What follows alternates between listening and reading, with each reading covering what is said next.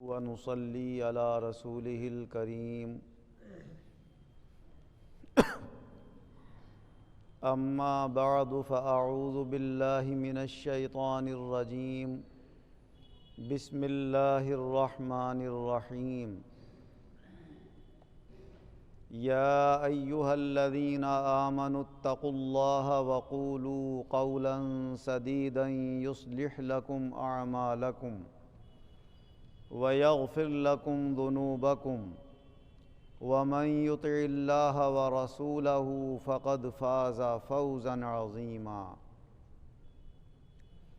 اللہ تبارک و تعالی اس مبارک آیت میں جو نکاح کے خطبے میں بھی پڑھی جاتی ہے، یہ ارشاد فرما رہا ہے کہ اے ایمان والو، اللہ سے ڈرو، تقوی اور پرہیزگاری اختیار کرو اور ہمیشہ سچی بات بولو، تو اللہ تعالیٰ تمہارے اعمال کو درست فرما دے گا اور تمہارے گناہوں کو معاف فرما دے گا۔ اور جو بھی اللہ اور اس کے رسول کی اطاعت کرتا ہے، اللہ اور اس کے رسول کے کہنے پر چلتا ہے، تو اس نے بہت بڑی کامیابی حاصل کر لی۔ تقویٰ کہتے ہیں کہ اپنے آپ کو جو بھی ناجائز اور گناہ کی باتیں ہیں ان سے دور رکھنا اور بچا کے رکھنا۔ اور تقوی کا سب سے اونچا مرتبہ مفسرین کرام نے یہ بیان فرمایا ہے کہ سب سے اعلیٰ درجے کا تقوی یہ ہے کہ بندہ ہر چیز سے اپنے آپ کو غافل کر لے اور ایک اللہ کی طرف لگا دے، یہاں تک کہ وہ اپنے آپ کو بھی بھول جائے کہ میں کون ہوں، کیا ہوں، بس یہ جانے جو کچھ ہے میرا اللہ ہے۔ یہ سب سے اونچا مرتبہ ہے۔ اس مرتبے پر تو اللہ تبارک و تعالیٰ نے اپنے بعض ولیوں کو پہنچایا، اپنے نبیوں کو پہنچایا ہے۔ یہ بڑے اونچے درجے کی ہستیاں ہیں، لیکن کم سے کم اتنا تقوی تو ہر مومن کے لیے لازم ہے کہ وہ اللہ کے بتائے ہوئے ضروری احکام پر عمل کرتا رہے اور جو چیزیں اسلام میں حرام قرار دی ہیں، بڑے گناہ جنہیں بتایا گیا ہے، ان سے اپنے آپ کو بندہ دور رکھے۔ حضرت عبداللہ بن مسعود رضی اللہ عنہ سے روایت ہے کہ حضور صلی اللہ علیہ وسلم کے پاس ایک شخص آئے اور آ کر معلوم کرنے لگے، یا رسول اللہ، بڑے بڑے گناہ کون سے ہوتے ہیں؟ تو حضور صلی اللہ علیہ وسلم نے ارشاد فرمایا کہ تم اللہ کو کسی کا شریک بناؤ، یہ سب سے بڑا گناہ ہے۔ اور فرمایا شریک بنانے کا مطلب یہ ہے کہ یا تو تم اللہ کی طرح اس کی عبادت کرنے لگو، یا اللہ کی طرح جیسے اللہ سے دعائیں مانگتے ہو تم اس سے دعائیں مانگنے لگو، تو سمجھ لو کہ یہ سب سے بڑا گناہ ہے۔ اور فرمایا یہ بھی بڑا گناہ ہے کہ کوئی شخص اپنے کسی بچے کو اس وجہ سے قتل کر دے کہ میں غریب ہوں، پریشان حال ہوں، اس کو کھانے پینے کے لیے کہاں سے دوں گا۔ فرمایا اس خیال سے اگر اس نے قتل کیا ہے تو یہ بھی بہت بڑا گناہ ہے۔ اور فرمایا تیرا اپنے پڑوسی کی بیوی کے ساتھ زنا کرنا یہ بھی بڑا گناہ ہے۔ ویسے تو زنا ہے ہی حرام، لیکن پڑوسی کو اپنے پڑوسی پر زیادہ اعتماد ہوتا ہے، تو وہاں ایک تو گناہ کیا اور دوسرے اعتماد کو ٹھیس پہنچائی، تو اس لیے فرمایا حضور صلی اللہ علیہ وسلم نے کہ یہ بھی سب سے بڑے گناہوں میں مانا جاتا ہے۔ حضرت ابو ہریرہ رضی اللہ عنہ سے روایت ہے کہ حضور صلی اللہ علیہ وسلم نے ارشاد فرمایا، ایسے گناہ جو تمہیں ہلاک کر دینے والے ہیں ان سے اپنے آپ کو دور رکھو۔ فرمایا ان گناہوں میں سے پہلا گناہ تو یہی ہے جسے شرک کہا جاتا ہے۔ دوسرا گناہ یہ ہے کہ کوئی شخص کسی پر جادو کرا دے، تو جادو کرانا بھی بہت بڑا گناہ ہے۔ یا کوئی کسی بے گناہ کو قتل کر دے تو فرمایا قتل کرنا بھی بہت بڑا گناہ ہے۔ یا کوئی کسی بدکاری میں اور زنا وغیرہ میں مبتلا ہو تو یہ بھی بہت بڑا گناہ ہے۔ کوئی شخص جھوٹی قسم کھائے تو فرمایا یہ بھی بہت بڑا گناہ ہے۔ ڈاکو بن کر لوگوں کو لوٹنے لگے، لوگوں سے مال چھین رہا ہے، بندوق کے زور پر ان کے مالوں کو ہڑپ کر رہا ہے اور وہ اپنی نظریں اٹھا کر دیکھ رہے ہیں اس امید پر کہ یہ ہمارے اوپر رحم کھا جائے، ہمیں چھوڑ دے، مگر اسے رحم نہیں آتا۔ فرمایا یہ ڈکیتی بھی سب سے بڑے گناہوں میں۔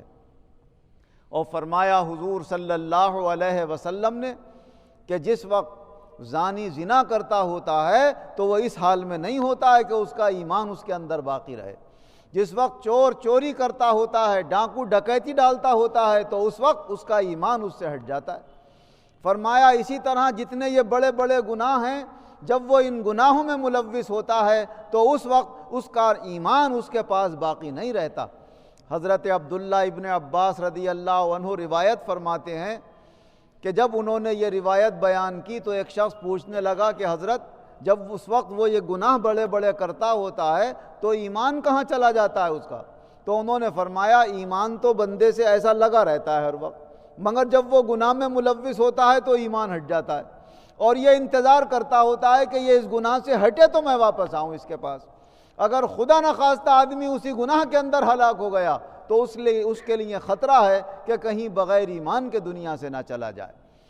حضرت محمد بن اسماعیل جنہیں امام بخاری رحمۃ اللہ علیہ بھی کہتے ہیں، بخاری شریف جن کی حدیث ہے، وہ فرماتے ہیں اس کا مقصد یہ ہے کہ جب بندہ ان گناہوں میں پڑنے لگتا ہے تو پھر اس کا ایمان انتہائی کمزور ہو جاتا ہے اور ایسا ہو جاتا ہے جیسے نہ ہونے کے لائق۔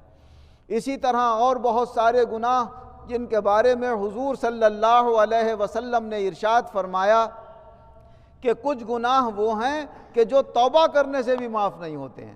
ان میں ایک گناہ تو وہی ہے کہ ہم نے کسی کا مال چھین لیا اور اس کو واپس نہیں کیا، قبضہ کر لیا واپس نہیں کیا، اور ایک گناہ یہ بھی ہے کہ اگر ہم کسی کی غیبت اور برائی کرتے ہیں تو جس کی ہم نے غیبت کی ہے جب تک وہ معاف نہیں کرتا اس وقت تک اللہ تعالیٰ بھی معاف نہیں کرتا۔ اگر ہم نے کسی کی غیبت کر دی ہے، اس کے پیٹھ پیچھے برائی بیان کر دی ہے اور ہمارے اندر ہمت ہے تو جا کر اس سے معافی مانگ لیں اور کہیں بھائی تمہارے متعلق ہم سے کچھ غلط بات ہو گئی ہے، تم یہ کہو میں نے معاف کر دیا، یا کہہ دو بھائی تمہاری غیبت اور برائی وہاں پر ہو گئی ہماری زبان سے، ایسے معاف کر دو۔ اور اگر یہ سوچ رہے ہو کہ ہم اس کی نظروں میں گر جائیں گے کہ یار ہمارے پیچھے اس نے ہماری برائی کری تھی، تو حضور صلی اللہ علیہ وسلم نے فرمایا کہ جب تم معافی نہ مانگ سکو اس سے کسی وجہ سے، یا اس کا انتقال ہو گیا اور تم اس کے قریب جا کر معافی نہ مانگ سکو، تو فرمایا اس کے لیے مغفرت کی دعا کرو زیادہ سے زیادہ۔ جب تم اس کے لیے مغفرت کی دعا کرو گے تو اللہ کے یہاں وہ بھی تمہاری غلطی کو معاف کر دے گا، پھر اللہ بھی معاف کر دے گا۔ تو تقوی کا مطلب ہوتا ہے ایسا جیسے کسی برائی سے اپنے آپ کو بچانا اور پرہیز کرنا۔ نیک عمل کرنا ایسا ہے جیسے ڈاکٹر کی بتائی ہوئی ہم دوا کھا رہے ہیں، اور پرہیز کرنا گناہوں سے اپنے آپ کو بچانا ایسا ہے جیسے ڈاکٹر نے پرہیز بتایا ہمیں کہ یہ چیز مت کھانا وہ چیز مت کھانا۔ تو مکمل شفا اور صحت جبھی حاصل ہوتی ہے کہ جب آدمی دوا کھانے کے ساتھ ساتھ پرہیز بھی کرتا ہے۔ اسی طرح کامل مومن بندہ جبھی بنتا ہے جب نیکیاں کرنے کے ساتھ ساتھ اپنے آپ کو گناہوں سے بھی بچاتا ہے۔ اللہ تبارک و تعالی ہم سب کو کامل مومن بنائے، اور جو ہمارے اندر کمی اور کوتاہی ہے اللہ اس کو دور فرمائے اور ہمارے گناہوں کو معاف فرمائے۔ آمین وآخر دعوانا ان الحمد للہ رب العالمین والعاقبۃ للمتقین والصلاة والسلام علی خیر خلقہ محمد وآلہ واصحابہ اجمعین۔ اے اللہ ہم سب کے گناہوں کو معاف فرما، سب کو بیماریوں سے شفا عطا فرما، قرض داروں کو قرضوں سے نجات عطا فرما، بے روزگاروں کو اچھے روزگار عطا فرما، جو برسر روزگار ہیں ان کے روزگاروں میں خیر و برکت و ترقی عطا فرما، جس کی جو جائز ضرورت ہے اسے پورا فرما، جس کی جو الجھن پریشانی ہے اسے دور فرما۔